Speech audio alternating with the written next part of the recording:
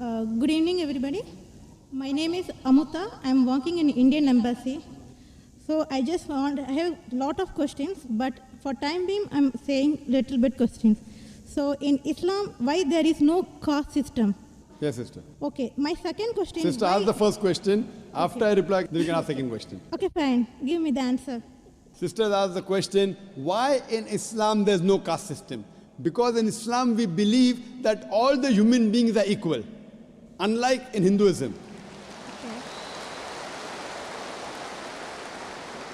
Quran says in Surah Hujurat, chapter 49, verse number 13, Ya ayyuhan nasu inna khalaqnakum min zakarin wa unsa wa ja'alnakum shu'uban wa qaba'ila lita'arafu inna akramakum indallahi atqakum inna Allaha alimun khabir. O humankind, we have created you from a single pair of male and female and have divided you into nations and tribes so that you shall recognize each other, not you shall despise each other. And the most honored in the sight of Allah subhanahu wa ta'ala is the person who has taqwa.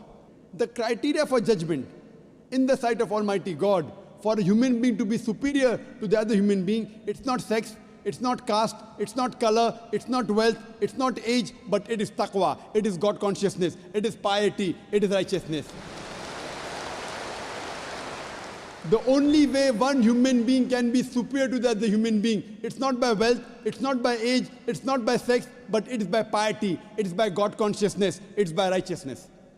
Unlike Hinduism, when we read the Vedas, it's mentioned that Almighty God, He created the Brahmin class, the learned class from the head.